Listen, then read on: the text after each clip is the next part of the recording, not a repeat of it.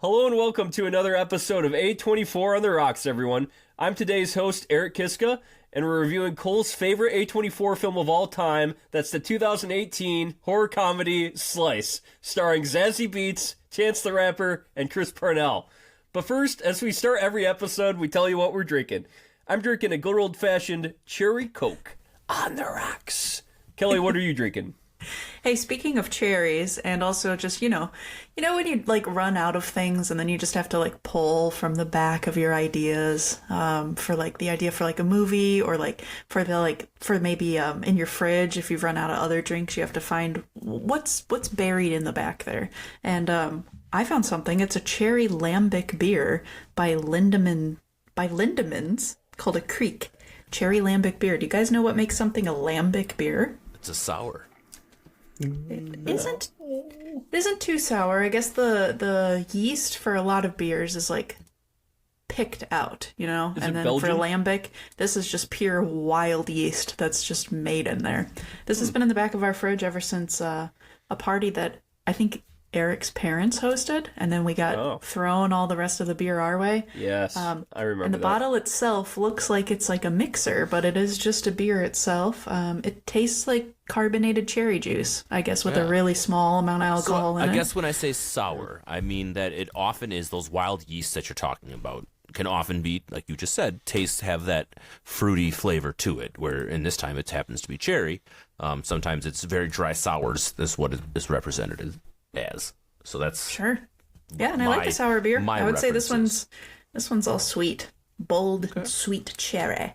Anyways, that's what I'm drinking, back of the fridge ideas, back of the notebook ideas for the movie, for example, but it's just examples. Anyways, that's what I'm drinking. Kevin, what are you drinking? I'm drinking the strong stuff. As oftentimes when I find a film that I really did not enjoy watching, spoiler alert, I didn't enjoy this film before we even get to it. I'm drinking a 109.2 proof rye whiskey from Willet. Whoa.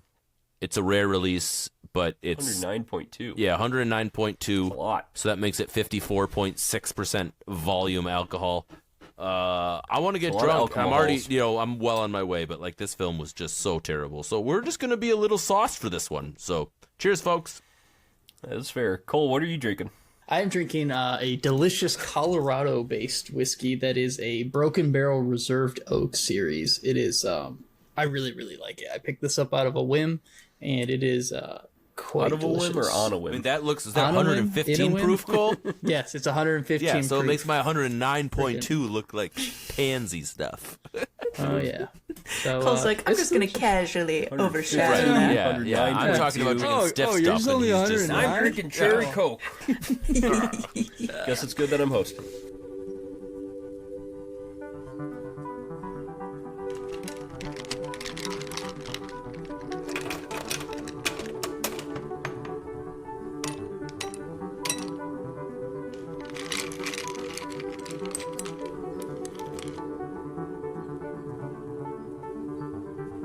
A24 on the rocks.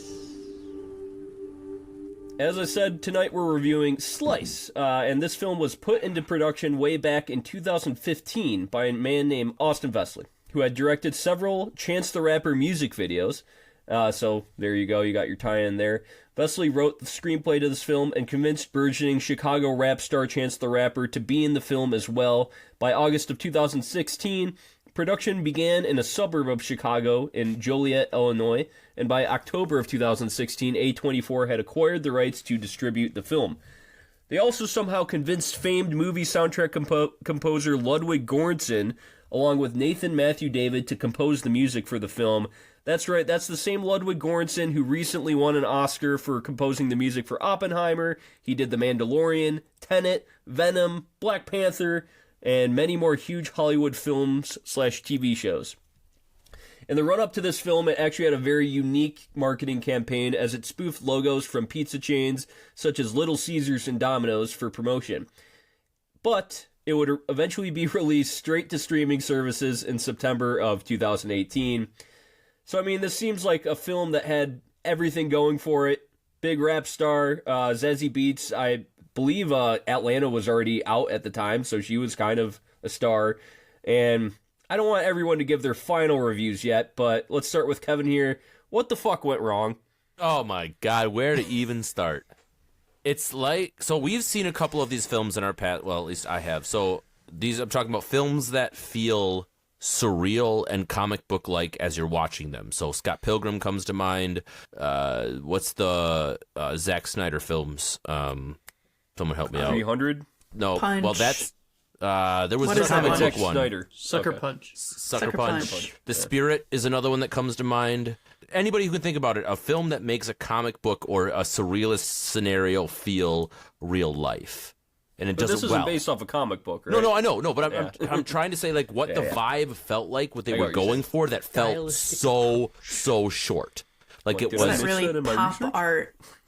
No. Application Here's to a what movie. Yeah, my I- impression yeah. while watching it was. When watching it, my impression was that they were trying for this form of art that I just referenced in these other films that did it well. That were very like pop art, this crazy colors off the screen, over the top graphics, scenarios, sound effects, all of it.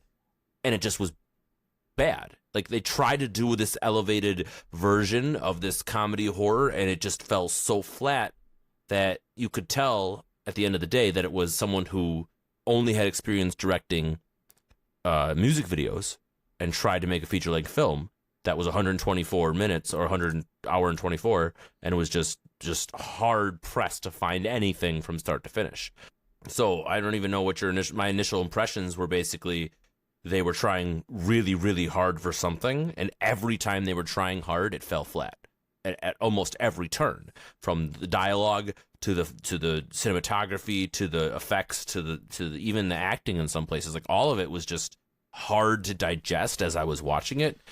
And it was just like, like you said, what the fuck are they trying to do here? What are they trying to accomplish? I'm not sure, to be honest with you. I have no idea. Especially if Chance the Rapper was trying to be like convinced to be in this, like after the fact. Like I it don't know if he wasn't was his convinced. idea. It seemed maybe? more like, I don't know. You know, I have this filmmaker here that's directing my music videos. You know, let's like Sin City, sorry, it both just came make to me. something together. Sin City. That's Yeah. what I think they were Okay. trying to go for, and it didn't come across. Yeah, I think they were like, let's both make something together that's like cool and indie and different, and also this will, I'll be able to act in a feature film. You know, from Chance the Rapper's standpoint. You know, Right. Like even like Zazie Beetz' stuff too. It was just kind of like I have no idea what they were trying to accomplish other than this super artistic, over the top. We're acting like we're on stage, but it's a film, but we're supposed to be doing it, and it's okay if we're. I don't know. That's my answer. That's my answer. so that pretty much general agreement amongst everybody. Yes. I've got nothing more to add. I usually like the pop art kind of style. Like Kevin used like the words of just like big colors, big actions, you know, big acting, like all of these kind of things. When it works right, it makes some of the best movies ever. When it doesn't work, it's like, what am I supposed to grab onto? There's nothing. What was I made for? Asks the movie. Yeah. Well, let's start out with the world that we're put in. This film takes place in the fictional town of Kingfisher, where apparently humans are living side by side amongst 40,000 ghosts. The ghosts were former members of a sanatorium that used to be in the town, and they're now essentially the living dead. The ghosts are in a neighborhood called Ghost Town, and yeah, they're all living side by side with these humans, to the point where dead ghosts are delivering pizza at this perfect pizza place. But we also have werewolves in here. We have witches. It's this whole fantasy world, I guess. Cole, what did you think of the world building in this film? I felt like it was very half-baked. This movie has like the culmination of like everything that I love to see in like a horror comedy, and I had never heard of it, and I like booted it up, and I was instantly excited because I love these kind of just ridiculous. I don't know if you guys have seen like Monster Squad or some of these other like older kind of like Monster Mash horror comedy movies, but I really liked it. The world building was half baked. I felt like they just threw like, he's a werewolf, okay. Like this person's a witch. The only like world building that they really did was like the ghosts in the sanatorium, and they're just like they do like a weird infomercial, just like we moved the ghosts over here, and like I like the idea of like the sanatorium, and they're just like we tore it down to build a strip mall. And Chinese restaurants and pizza joints, Yahoo! Yeah, like 40,000 souls. Fuck it for cat. Like, yes, exactly. Yeah, Great. That was like funny, and I thought that was cool. But the whole rest of it just was very not well thought out, not written well, and not acted well. This felt like a big improv session where absolutely everyone, Netflix had a TV show with Will Arnett where it was like Murder City or Murder something, and it was kind of a big improv show where they would bring on a guest and they would go to like solve a murder, but everyone's improvising, and it was quite like it was like a whole comedy. And like this whole movie felt like it was a weird improv session where they just kept going and no one really knew what they were gonna do, and they're not really building on anything, and they're just kind of riffing and trying to have a good time. Right. But half the people don't know how to improv and didn't really understand what they were supposed to be doing. It's interesting because if you look at Paul Scheer and Chris Parnell, like both of those guys, right? They're both wonderfully comedic dudes that specialize in improv, SNL, stand-up sketch comedy. But when you put them into a forced dialogue situation, it comes across as cringy and awkward as this movie was, which is why it was so frustrating, because we love these guys as actors, right? We've seen them in a ton of stuff that we enjoy, but at the end of the day, it's like, holy shit. Hannibal Buress, too. Like, these guys, it's like, he was just randomly showed up. Just like, ah! So that's my 2 cents on that. Kelly, what did you think about the world building in here? Yeah. Well, the world building I will touch on in just one sec, because I wanted to touch on the improv aspect, because that was something I was curious about with this movie is, can I lend like a bit of credence to maybe a lot of it was improv and the vibes were just off on the set or something, but there's no evidence that it was improv. I think that a lot of it was pre-planned, which therefore delivers to the fact that they don't deliver it like it's a fresh joke. They deliver these jokes as if they had to spit them out like 20 times per take each, and they hurt. Every joke in this movie hurt me. I was in pain. As far as the world building goes, I was excited because we are, it's Halloween vibes. So if you're gonna start with the opening statement from a overarching narrator that tells me there's going to be a werewolf, my favorite monster, witch, ghosts, I'm like, okay, all right, let's get into this. And then about 2 minutes later, it crashed and burned, and then it never picked back up. 2 whole minutes. Like Cole, though, something that was fresh and that I liked the idea of is a ghost town where there's like, I don't know, gentrification of the living and dead. That's an odd thing that I've never seen happen in a movie before.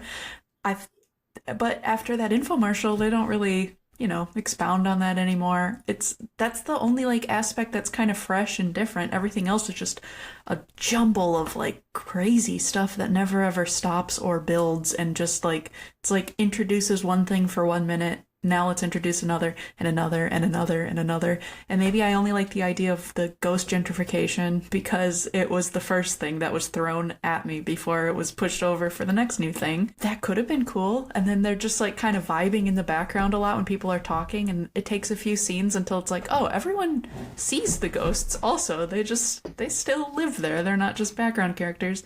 This could have been interesting, but unfortunately I do think that this movie is it's 124-minute runtime. Hour 24. Hour 24. Yeah. Hour 24? That makes it about an hour and 22 minutes too long. All right. Well, I agree with you all. Yeah, I think world building pretty bad. Which, okay, the initial idea of there is a town somewhere where humans are living side by side with ghosts, werewolves, and it's like friendly. People are friendly with each other mostly, I guess, until people start getting their throat cut. But I actually think that's like an interesting concept for a movie at its core. Then it's just extremely poorly executed. And on top of all the stuff that you guys said, also the editing in here is awful. As a fellow editor, There was so many awkward cuts in here that I don't know what the hell the editor was doing. I don't know how this got passed as a feature film. I guess somebody handed this guy $1 million probably because he was already directing Chance the Rapper music videos, and he got Chance the Rapper in there, and they're like, all right, go ahead. And then I bet you A24 acquired the rights, seeing the names attached to it. And then when they saw the final product, obviously, they were like, let's put this straight to video on demand. Let's put it straight to streaming. This is awful. So I'm sorry, Austin Vesely, if you're listening to this, but I hope you're doing okay out there. Anyway, let's go into the film. I don't know. Chance Bennett never really shows up as another name in another feature film after this. That's Chance the Rapper. Chance Bennett's Chance. I know. Yeah. I'm saying that. I'm saying he does not use his full name as an accredited full-length film after this one. So, is he in another movie ever? Austin Vesely never made another movie. When I looked at IMDb for Chance the Rapper, I didn't see anything after this film. Yeah. I can't believe that. Well, that's also because he made a bad album, I think, a year after this, too. His follow-up album to his initial, breakout, not a lot of people liked the follow-up album, so his star kind of dwindled a little bit. Which is a shame. Great artist, bad actor. Types right. Straight up. He was he wanted to be a Childish Gambino, and it just didn't work out. Yeah. Well, Donald let's break this fantastic. film apart a little bit, even though we already all kind of said we didn't like it. But we're film reviewers, so we got to break it apart a little bit. We're film reviewers. Sorry, I'm laughing at that, but it's put it on my resume. True. I'm a fucking film reviewer. It's true. We've done 108 reviews. I agree. I'm just not processing it correctly. So it's gotcha. I am a goddamn film reviewer. Say it to yourself in the mirror in the morning. Personal affirmations in the morning. I'm a film reviewer. My opinions are valid. I mean, they're about as valid as a lot of other film reviewers I read on Rotten Tomatoes, including Richard Roper, who called this film the insanely zany storyline and energetic performance. And yes, Chance eventually transforming into a werewolf. All of it kept me entertained throughout, and bless this movie's black little heart for that. That's Richard Roper, who used to review films with Roger Ebert. So all right. If he likes this film, so I don't know, I don't know where we've also he got in off previous there, episodes have we not discussed how there is a certain aesthetic that A24 also tries to go for that is not our four aesthetics. There are several films that we've been highly revated that we are just what are they thinking? And I didn't look at the IMDb review at all. I have of the Rotten Tomatoes. IMDb I have no is pretty idea. bad. It's 4.6, and then Rotten Tomatoes I think is actually 52%, which is higher than several of the and we're films here we've talking watched, about it bottom 5 A24 film ever. Yeah. So there's a big disconnect almost between what we're doing versus what I want to say the internet, but some fan people are putting it. Are we too harsh? Are we putting it up against classics that are just hard to come against? Or we're just us, right? We're just us. We have a specific taste. I love horror comedies. not a lot I of people love like this. stupid B-rated horror movies. I love werewolf movies. I hate this movie. I feel like I also love pizza. Right, all of those I'm checking exactly. all the boxes. Thank you. I love Chance the Fantasy Rapper. World I like too. Chance Fantasy Rapper. Horror World. Right. Paul Scheer, I listen to his podcast, How Did This Get Made, all the time. Guess what? He should do one on this fucking movie. I don't understand what happened. Yeah, we need to write him an email. Paul Scheer, can you please tell us what happened? I feel like I'm the perfect demographic for this I'm actually movie. sure he would say, this movie sucked too. He's a he's film done reviewer bad himself. movies, He's got to know. Yeah. Anyway, shit so happens. this film centers around a woman named Astrid, portrayed by Zazie Beetz, and things go awry when her boyfriend Sean Hammerschmidt is murdered while he's delivering a pizza to Ghost Town. She convinces her old boss Jack, portrayed by Paul Scheer, at Perfect Pizza Base to give her job back so she can secretly investigate the murder of her ex-boyfriend. Kevin, what did you think about this initial plot setup for this film? Why are we calling this fucking place Perfect Pizza Base? Does that make sense to anyone else? That's a weird. That is a weird pizza Ridiculous. place name. Doesn't make any sense. Is it a space base? Is it a base of operations for a spy network? Why are we calling it Perfect Pizza Base? No idea. I do like that they, not in the name, but I like that they knock on the door and the first thing they say is relax. Yeah, I did That pop part's a little good. bit. That part's good. Relax, perfect pizza's here. Okay, again, this is like maybe could be a funny idea in a different film, but it's the line is delivered so horribly. The acting is bad. Yeah, Across the line the delivery, board. like literal line delivery, is just bad. Yeah, And absolutely. It surprised me, especially with Zazie Beetz too, who I know can be a good actor.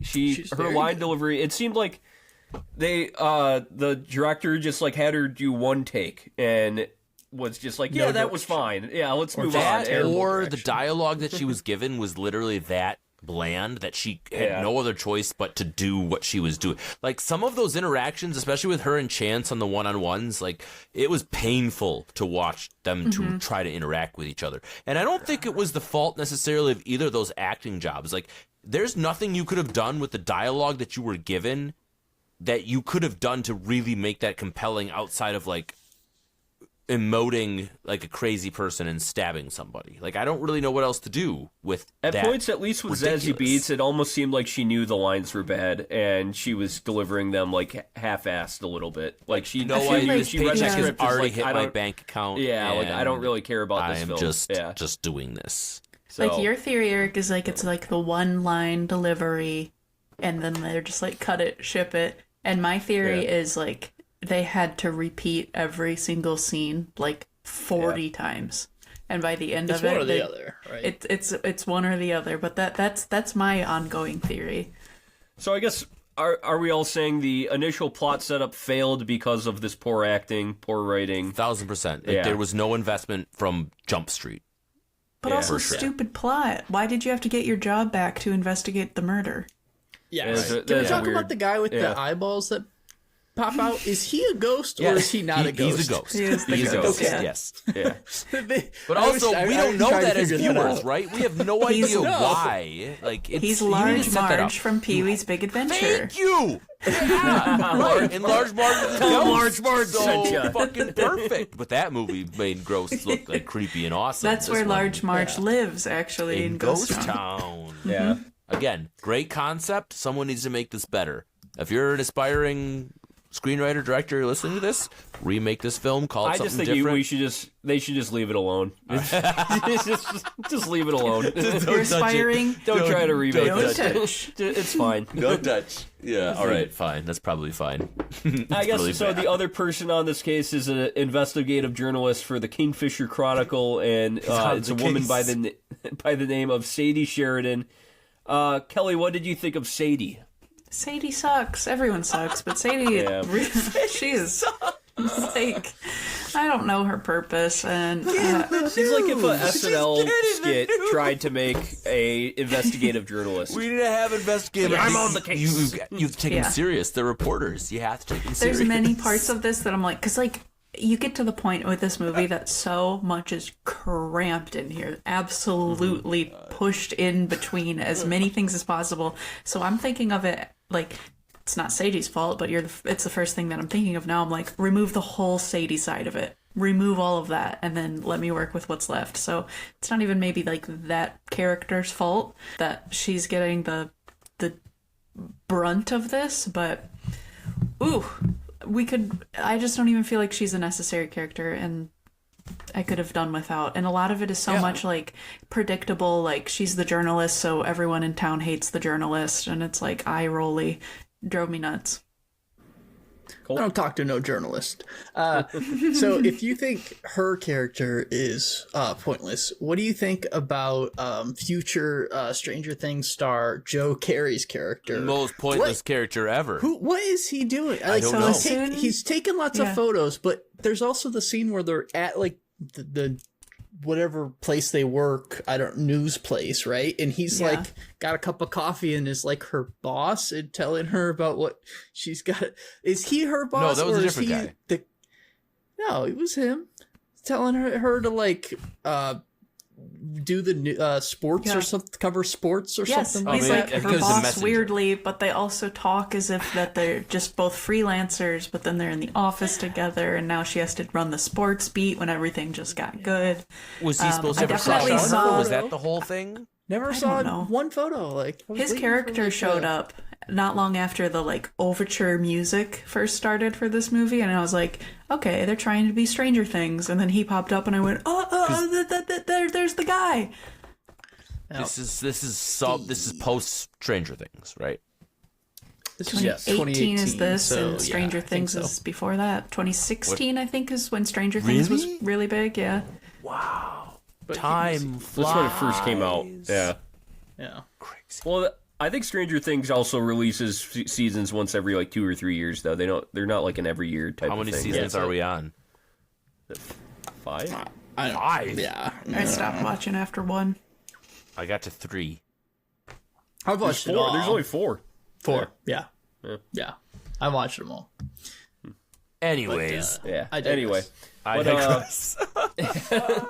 So, okay. Sadie, pointless. Astrid, she had to be her main character, but why did she go to But yes, Joe the pizza Carey base was to also investigate pointless, yes. this whole place? Pointless. So we've covered those two there. And initially, everyone in this film, including the cops in the town, think that the person that murdered Sean and then Pointless. another perfect pizza driver was a werewolf portrayed by Chance the Rapper. And through a montage, we first meet him with a helmet on in front of graffiti that says, "The wolf is loose." Cole, what did you think of, Dax Lycander, the werewolf? You could say he's pointless, but also in werewolf lore. No. In werewolf lore, how does he work? I couldn't tell you how he works. I mean, he eventually transforms into a werewolf. Yeah. But man, that was one of the most grotesque werewolves I've ever seen. He's got 2 eyes going in opposite directions. That was so ugly. That thing was so bad. I was like, what are you doing? Also, so this was one thing I was trying to figure out in this lore of, like, it's supernatural world. They're gentrifying ghosts. There's witches. They know that werewolves exist and things like that. But is he the only werewolf in existence? Because Definitely in this town, for sure. like when they say like werewolf, it is him. He's like, the one. He is the him, werewolf. the only He is werewolf, The yeah. only werewolf. And I guess he transforms when it's only a full moon, and when he transforms, he gets long fingernails and a fucked up face. It's like, what's the That's all I got Teen to say. Wolf? I don't know. Right? Yeah. That was the famous. A little Shitty Teen looking Wolfie, werewolf. but Quality Chinese food at affordable prices. yeah. all Quality he wants. Chinese food at affordable prices. He just wants to I be was a gonna normal say- person. That's all. In the 80s, Thriller did it a lot better. Yeah. Oh my god, did it ever? Thriller and Thriller was A cool, Werewolf like in campy, London, or like American werewolf Werewolf in London. kind of. If they wanted to go for campy, if they should have taken. I could tell it was a little bit inspired by Thriller. Actually, it just Yeah. it was fucked up though, like the way they made his face though. So. It's not nice. You can't do that to my man. Yeah, I'm sure Chance was They like, butchered "Let me my look boy." like Michael," and they were Yeah. like, Yep. "This is the best we got." They said, we got you. Don't worry. No, But you he should've is a worried. werewolf with a heart of gold because he saves a guy that's chasing him, one of the cops, who gets tangled up in a seatbelt that's Yeah. about to get crushed. Here's my bit. I think he was a He's a werewolf ghost himself. too, though, right? No, I Isn't think he's he? a werewolf. Remember with their Werewolf first conversation when him and the detective are talking about the werewolves, and his father got killed by a werewolf, right? He was talking about, did you think he was big and buff or was he big and scary? And the way he chased after Chance, the werewolf, like, you can't I thought get that guy after was a him. werewolf, He's too. a wolf. I think, and the way he saves him after the fact, I think he was a werewolf the whole time. It's just my weird conspiracy making this movie better than it was, is I that was hoping the he was second gonna be a detective werewolf. was a werewolf. He just never revealed himself. That's Yeah. why he was able Yeah. to chase him. That's why he saved him. That's why he was defensive of werewolves against the detective, even when the detective said his parents got killed by a werewolf driving a car. Yeah. That was dumb as hell. Yeah, but his dad But- was a crossing guard that liked to hit the bottle too hard. Oh, right, yeah, It the was an crossing guard line. I was accident. like, what the fuck was that? And then he had a case of silver bullets, which he used to, in the fight. It's just, werewolf defense. yeah, it Never was know. so dumb. The whole thing. Never know. Fucking ridiculous. So yeah, basically the big plot of this film. We're all It's- moving. What Yeah, is we're all it over the exactly? place. Yeah. Do tell. No, it's fine. But we have this mayor of Kingfisher, and this activist group, Justice 40,000, which is, the 40,000 ghosts that used to be in the sanitarium, right? Yeah. Like that Metallica song? Rick Santorum.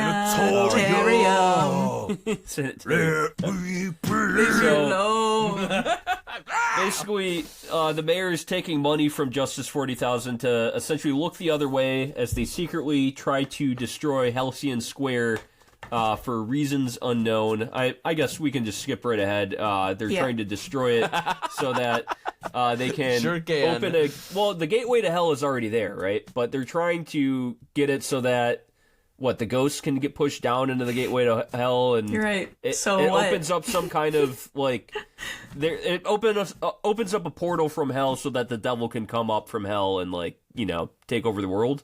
Is that maybe what's going on? Yeah, the witches are the devil's minions, and they're just devil's minions, I guess. Okay, yeah, they want to rise an army of the devil.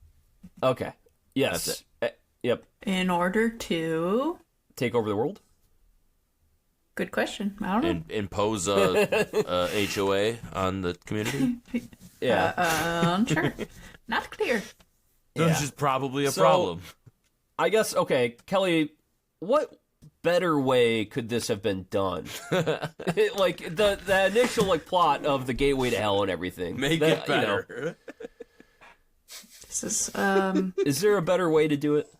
If I cared more, I would have an idea, but I was so annoyed. This goes in the tedious A24 movie category, probably at the top of the tedious list.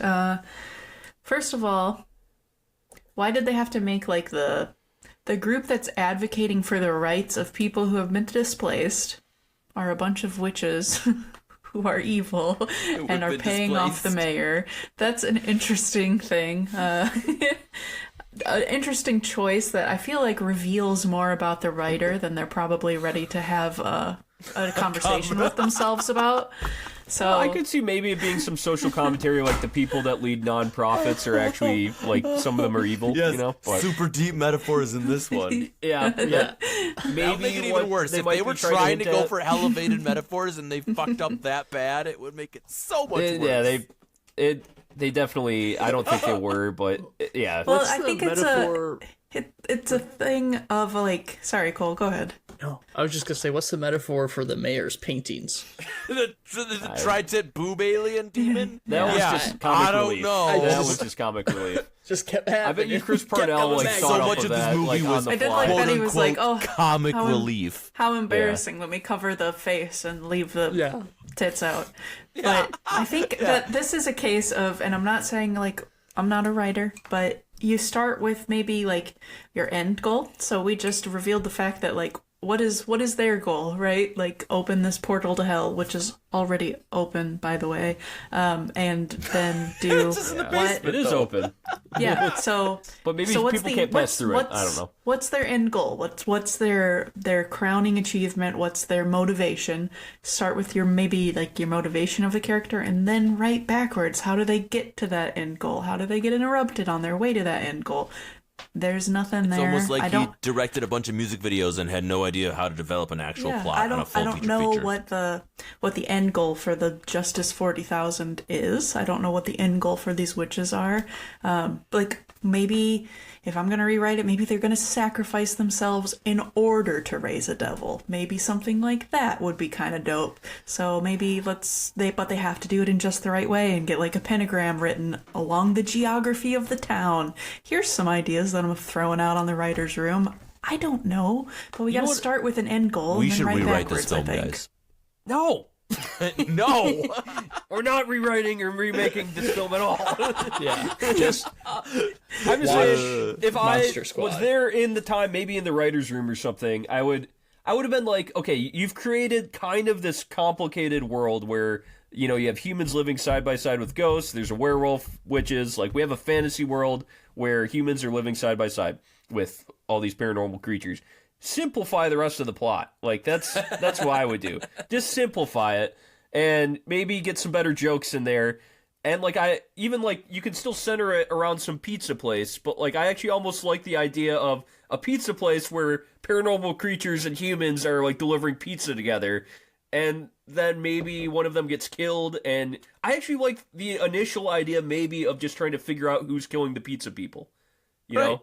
Sure. But then just simplify this whole, like, motive behind it. One of my favorite character, if not my favorite character in the entire film, was Joe, the dead guy in the pizza parlor. Like, he might have been easily my favorite character, played by Laken Valdez, where he's just like, we're all gonna die. This is the fucking place of hell. What are you doing? And he's like, he's comprehensible. You know what he is and what he's about. That's it. That's what makes a good character sometimes. We're damned, Jack. We're damned. And he's like, So I guess that relationship was probably the most entertaining thing for me, mostly because, honestly, I don't think Paul Scheer can do any wrong at any point for me. Like, even in this film, I still was just like, you know what? Lines were still bad. Fine. Well, yes, the lines were bad, but I still love Paul Scheer. And his relationship with this Joe character was just fantastic. Joe the Ghost. For sure. That's the only good thing I'll say about this whole film is Joe the Ghost. Fantastic? Okay. Right. No, fantastic is not right. You're right, Kelly. He was entertaining at the time. I might have also just been sufficient. You know, sufficient. All right, fine. Joe the Ghost, I'm still giving you your flowers. I would say definitely simplify the plot. Lean more into this like weird universe of monsters, ghosts, witches, warlocks, like vampires, all that stuff. Like I felt like we didn't get a lot. Like the ghosts were just people with like bad makeup and gowns. The witches just existed at the basically gowns? showed all up of them? kind of at they the all end died and in a shot hospital. Green stuff. Like I wanted more. Like our werewolf, our main character werewolf doesn't turn into a werewolf until the very end, and it's awful. Like I lean into that more if that's going to be your kind of like your whole plot. I think definitely dive more into like the pizza side of it and more of the comedy of like I enjoyed the interaction of when Paul shows up after the pizza boy gets murdered and everyone in the pizza place is like, we can't work. And he's like, but guys, we gotta work. It's like, it's like at McDonald's. You think McDonald's is shut down because one of the cooks got killed last night? Hell no. We're hanging on by a thread. We're, capitalist society. We got to keep this ball rolling. We're going to mourn him. We're going to put up a little like picture and be like, RIP, and we're going to keep slinging pies. Like they should have focused more on that and leaned into it, and definitely leaned into more of the supernatural and just the goofy funness of some of those like iconic like werewolf and vampire, and bring out the mummy, bring out some witches. Like I don't know, could do more. It just turn it into a monster mash. Who's the monster? Exactly. So. Or just scrap the whole movie and go watch Shaun of the Dead, or like a better, or Tucker and Dale vs. Evil, another classic horror comedy, film. Man. Go watch that instead. Be done with it. What was the other A24 movie where Aubrey Plaza is a zombie? Life with Beth. Life Without Beth. Or something. I would watch Life with Beth. Life with Beth? Life After Beth. Life After Beth. Thank you. I'd watch that movie 10 times before I watched this one again. Right, and we didn't give that one very good grades either. It's Life After Beth, yeah. You're right. That's a horror comedy in the same wheelhouse, so. That's a good, like, or not a good, it's a zombie comedy, which I think I gave, like, a D or something. I think like, we all it wasn't, did. like, as bad as this. Like, right. I would rather watch Warm Bodies, which is a zombie rom-com. Yeah. War Bodies is solid, actually. But I'm trying to think what else. So I'm doing the thing where I'm thinking like A24 world. Like, why does this one exist within A24? And I'm like, maybe Life After Beth is its predecessor. No, maybe they Tusk totally acquired sits the here in rights to that this, world, just seeing but who Tusk was is attached much to the better film. than What Eric either. just said. Chance the Rapper, a bunch of SNL actors, some famous ass names. Yeah. Somehow the director, well, because he was friends with Chance the Rapper, probably, was able to get all these big names attached to the film, and A24 probably, I don't think It's art when housey. A24 acquired the rights housey, to for this sure. film, they didn't probably see the final product of the film, so they just saw that all these names were attached. Right, you to can it, so. sell it on a trailer, on your cast, and on your plot if you give it to a movie executive without seeing the final product, and they're like, well, and you already said it. Why did it go straight to streaming? Yeah. Right, yeah, like you said. But it went straight to streaming for a reason. Yeah. Has there been a good pizza movie? Has there been a good pizza movie? Like 30 minutes or less. It's all right. Is Toy Story a pizza movie? A good like pizza delivery, like I don't know. I think about Toy Story right away, just because like Pizza Planet Movies is with so pizza like delivery drivers quintessentially in awesome. them. But is there a movie that is based around a pizza place? I can't think of one. But did they make a movie about that situation where someone put like the collar around the pizza delivery guy that was going to blow up if he didn't? That's 30 minutes or less. Oh, that's what it is? Okay, there you go. Yeah.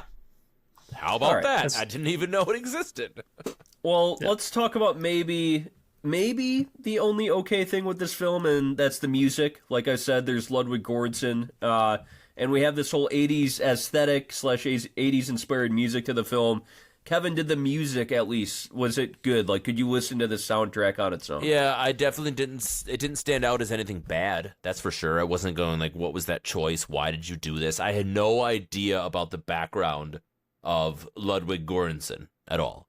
And now that I'm looking at it, I'm like, oh, this guy's got a ton of accolades. So the music must have been decent from that perspective. Like, it couldn't have been that bad. And because it wasn't nails on a chalkboard grading or why did you make this decision, oftentimes it stands out because the rest of the film was really good, and it makes it better. It accompanies it. It elevates the rest of the film. But in this circumstance, it wasn't noticeable enough to rescue the refuse of shit that the rest of the film was. So I will give, like I said, Ludwig all of the credit, and it was fine. And sure, if we're going to pick the best thing about this film, might as well give it to the music, because you don't have to see it. You can just listen and just forget about it. Did anybody else like the music in this film? Or was the music just completely forgettable too? Yeah, I couldn't tell you anything about it. I can't remember a jingle or anything, or like a melody that was played where I'm like, ooh, yeah, I like that, and but I think also nothing bad either for me. Yeah, for me. At points it seemed like a big montage too. Like they tried, because they had this great music composer. It was just kind of a big musical 80s montage, and then but still, like, everything, the cinematography was not good. The editing was really awkward. And so, yeah, like, it seemed like he was trying to do a music video, but all of the cuts just weren't there. Like, it was just really awkward, because he was thinking too much about how to weave in this big, complicated plot that he was trying to weave in, and he was failing at doing so. So, yeah, it just, like, the music didn't meld and mesh with the plot and the film. So, this guy's, sad. You got this, one of the probably greatest film composers today, and this is going to be a completely forgettable film. So, yeah, happens. Well, yeah, it does happen, I guess. This is relatively earlier in his career, right? Or at least in the early part of his career. I mean, it was probably like the middle, because I think he did Venom this year, the soundtrack to Venom, which was pretty big. And then he also toured with Childish Gambino. He played music, played guitar in his band, his touring band. So Black Panther was and was a producer for Childish Gambino. His coming out was Black Panther in 2019, where he won the Academy Award for Best Score. Yep. Yeah, that's it, right? You win the Academy Award in 2019, like, your name is set. Yeah, and that was before this film. No, after. After we said 2018 for this one. We're in right? 2018 right now. And, okay, so he wasn't as established in Hollywood at this point as we might be assuming. Yeah, for sure. All right, and then I guess let's just get to the final climax of this film. Just rip the Band-Aid off. Basically, Jack Paul Scheer, played by Paul Scheer, blows up the pizza place, but this in turn accidentally opens this portal to hell. Astrid and Dax then try to fight the witches, and it seems like they're about to lose before the police intervene and kill the Coven leader, Vera. Cole, what did you think of, like, the final battle and climax of this film? I thought it was funny that Paul opened the portal, which I guess by opening the portal, you just blow up the building around it because the building was containing the portal. Yeah, whatever. The climax of the film was very just like generic. You knew exactly what was going to happen. You knew they were going to fight the witches. The witches were, the one girl was going to be that worked at the pizza place was bad. She was a part of the witches. You knew that from like, I don't know, 15 minutes into the film. And then you knew that our main character, Astrid, is gonna, fight back, and it's gonna seem like all is lost, and then the werewolf's gonna show up, and he's gonna start fighting, which by fighting, he just grabs her, and she screams in pain.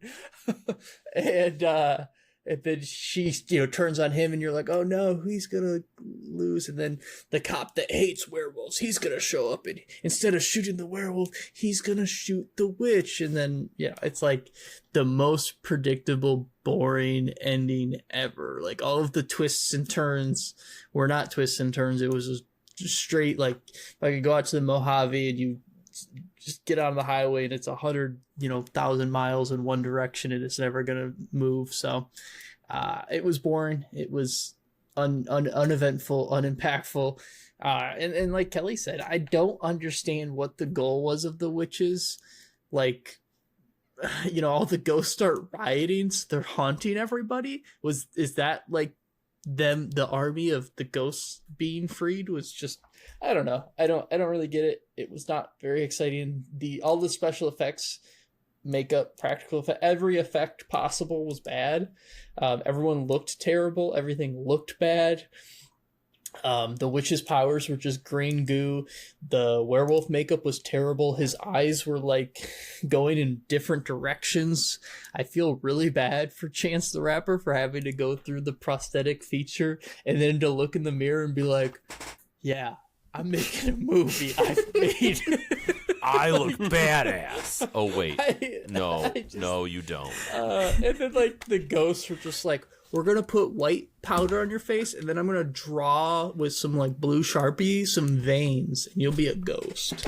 Like, and that was hospital gowns for days. Yeah, it was bad and sad. And honestly, the climax was me turning off the TV, I guess, and being done. And thank God it's, one of those 90 minutes. I love them or hate them. This is one, I love all of them. But man, I am so happy it did not go any longer. Even short of 90 minutes for you, too. Yeah, short of 90 minutes, which is hard to do for a movie to be under 90 minutes. Yeah. Reanimator was, but so much better. You know those posts you see where it's an artist who takes their kids' drawings and then they like Photoshop it into like the real animal, but it's like to the proportions that the kid draws? Yeah. The end and a lot of this movie feels like that to me. Like if you have maybe someone like myself as a little kid, I'm super into monsters, right? And my box of hand-me-down toys gets dumped out onto the floor, and you're like, let's play with dolls. And I'm like, yeah. And then the werewolf comes in, but then the witches come. But don't worry, there's a policeman, and here comes. And it's just like, it just feels like that, just constant, like, and introduce this character. But then, that's like the whole climax of this. It feels like they like took a child's play session and then put actors in it and bad makeup and like called it a day and said cut. Yep, I completely agree. Well, I guess we don't really have anything else to say on this. We've thoroughly explained why we do not like this film. Yeah, of course we're gonna still rate it. Of course. Yeah, I said eviscerated. Eviscerate. Oh, eviscerated. Oh, yeah. Yes. So, all right, let's get to our ratings. If you don't know how we rate films, we rate from an A+ to an F-, and I feel like we've only rated 4 other films F. So maybe we'll just get into what is it? Is it 4? Okay, Barely Lethal, Revenge of the Green Dragons. Then we rated a recent film in F too. Yeah, we did. Yeah. Never Going Back. Never Going Back. Never Going Back. That was an F. Yep. So I already forgot what the hell that Me movie was. too. That was that terrible. I can't even put it together. At least Barely Lethal and Revenge of the Green Dragons were like memorably bad. yeah, those are ones where we all rated F too. Like, there's definitely been a few where I think one of us has rated something. Never Going enough, Back and then will others, always have the shit did the puke D, but bucket finale. Like we'll never miss shitting into a bucket and puking someone to death. Like that'll Man, I never forgot we leave watched our that memories. Oh yeah. So I guess See, that's all you remember about that film. let's see if this will also get an all-around F. Kevin, you start first. Yep, sure is. It's getting an F minus. In fact, this is my least favorite A24 film that I have seen so far. I thought Barely Lethal was bad. Nope, this one takes the cake. I'm sorry. This is officially it. My so far least favorite A24 film. There was nothing redeeming about it. It was honestly cringeworthy from start to finish. I don't know what they were going for, but they failed awfully at it. I felt bad for everybody involved in the project. It felt like they were literally being forced to read the lines at gunpoint. It must have been a huge payday for all of them. Otherwise, I don't understand how you take this job. It probably wasn't. Only a $1.1 million budget. So it wasn't that includes acting, budget too. I don't understand. I bet you they had a good time filming it because, sure, you're getting paid to mess around with your friends and be on a set and whatever else. But, man, I wish someone would have watched this before they released it. It's very clear why it never went to theater. It wasn't just awful. If you're listening to this, watch it because you need to complete this journey, but also because, like, goddamn. F minus. I already said at it. this point in the podcast, you probably already watched it too. F minus. Yep. F minus. F minus. F That's all I minus. got. For sure. All right, Cole, how about you go next? Yeah, I did not like this movie. Like I said, I feel like I am the perfect demographic to give this movie the best chance for success, and it just like let me down in every possible category I can think of. And it feels like one of those movies where they started filming and they got a week into it, and all of the actors and actresses that signed up for it were like, this fucking sucks. Like, this is not going to be a good time. And they just tried to force their way through it. And we're like, we just got to get this thing done, guys. We got to keep our SAG cards active. We got to get that healthcare somehow, boys and girls. Like, yeah, not a good time. Really disappointing because I like a lot of the people attached to it. And I feel like that's the best part about this movie was seeing who was attached to it, reading the synopsis and being like, this could be a fun romp, like a B-rated, comedy. And then the moment you turn the movie on, it goes downhill and it just keeps going downhill. I don't understand how this is an A24 movie. It makes me really sad. And all it does is make me want to go watch some of like the better horror comedy or just like B-rated movies, like horror movies from back in the day. I've said it multiple times. Monster Squad is such a funny, just like monster movie that has vampires, werewolves, mummies, all of those things. So go watch that. It's not the best movie, but it's just a fun like take on it. Much better than this. So go watch that. This gets an F. I won't give it an F minus because I just can't, because I just want this to be better, but it's an F. It's an F24. It's not good. It's not worth anything. I never even heard about it. Obviously A24 bought it and regretted it immediately because they didn't even put it in theaters and they just threw it on streaming and said, we're taking a loss, boys and girls. We're moving on. So.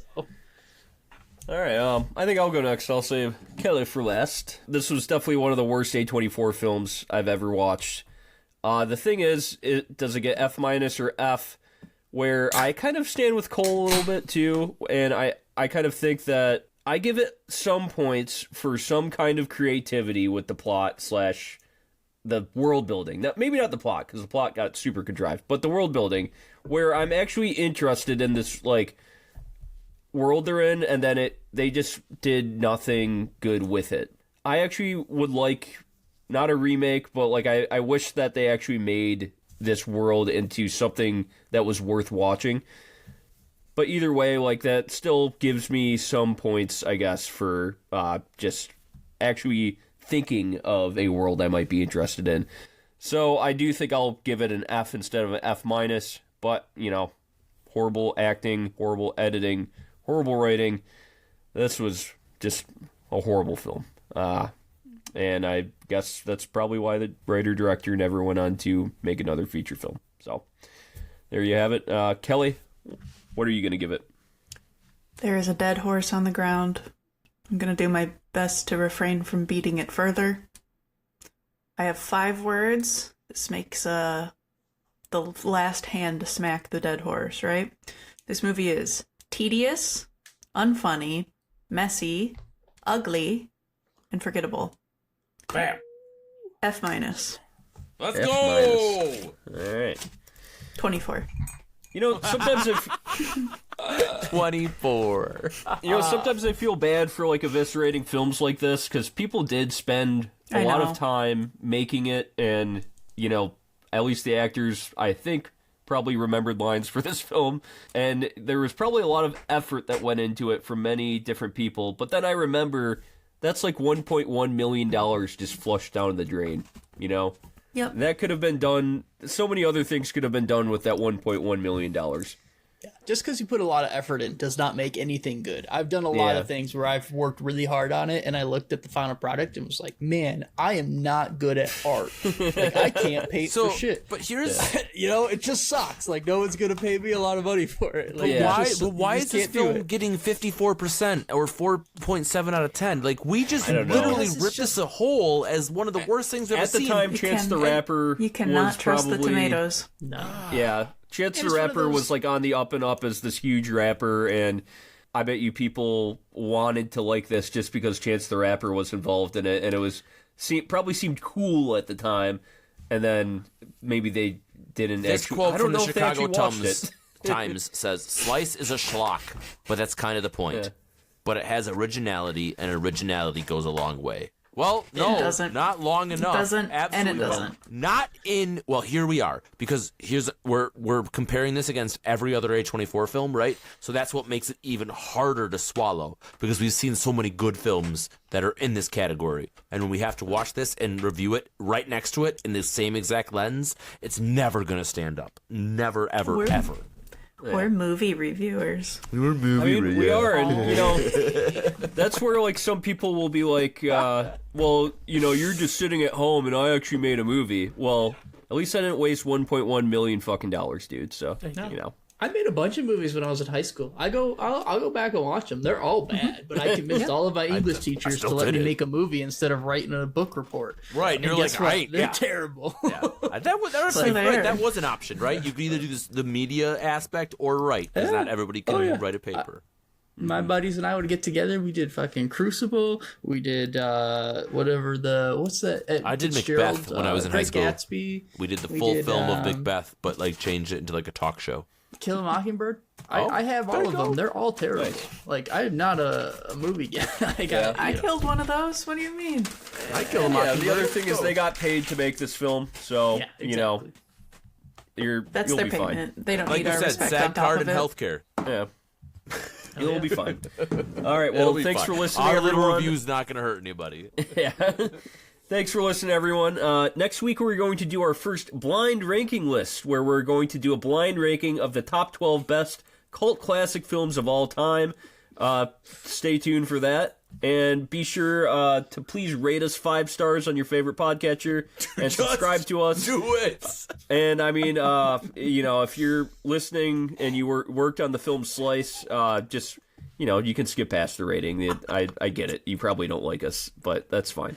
So I want someone to make a response, like, in defense of Slice. I'll listen to it. I will put you on air. Tell me. Come on in, man. Let's talk. How about respond, make a whole video response. Please. Actually, I'm going to post a reel for this, so you could, like, stitch us on TikTok or whatever. Just say why you liked it.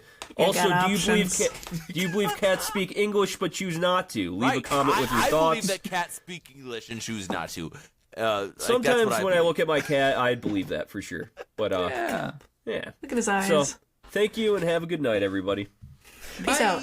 Bye. Bye-bye.